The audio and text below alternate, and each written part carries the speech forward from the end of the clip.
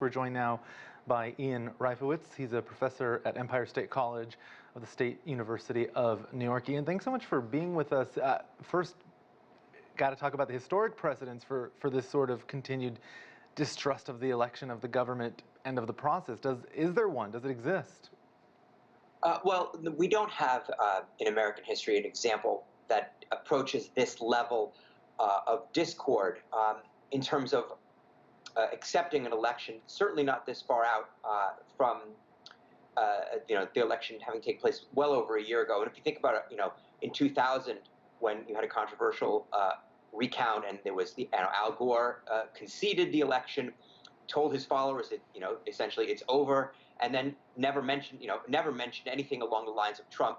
The way Trump has been talking over the last year about the election being stolen. I mean, Trump has done, I would say, the exact opposite of Al Gore in terms of how he's handled things, and I think that's the best precedent for a historical comparison.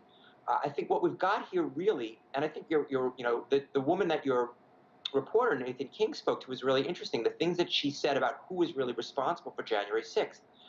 This reveals a real divide in American society. If I may, there was some data that was released recently, survey data done by the highly respected Public Religion Research Institute. It found that majorities of Republicans blamed left-wing groups and Antifa and Black Lives Matter, exactly the people mentioned by the protester that Mr. King spoke to, for the January 6th riots. Majorities of Republicans, in other words, agree with the most extreme attitudes held by these Justice for J6 protesters that you're seeing today. So on the one hand, it's only a couple of hundred people. Yes, they are a fringe group, but their views are echoed by a majority. This was over 60%, I believe it was 61% of all Republicans surveyed. So it tells you that they may not be willing to come out to the Capitol steps for the Justice for J6 rally, but when they're asked by a respected surveyor of public opinion, they share the same attitudes, the same misguided, false attitudes, false beliefs about who is really responsible for January 6th. That the majority of Republicans share the attitudes with the people on the steps of the Capitol today, and that's scary to say the least.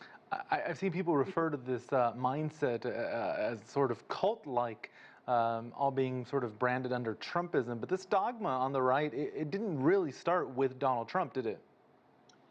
Well, conspiracy theories have a long history in the United States, not only on the right, but certainly on the right. I mean, you can go back to the John Birch Society of the 1950s and 1960s, which was a right-wing conspiracy theorist group. The biggest difference is that the leading members of the conservative movement in those days denounced those groups. William F. Buckley, who has a lot to answer for in his historical record, did, to his credit, come out and denounce those groups. Ronald Reagan talked about not wanting support from those groups. That doesn't mean that people like Reagan and Buckley didn't feed other forms of hatred or feed other forms of other divisive forms of prejudice. But on the most extreme conspiracy theories, they said, this is not for us.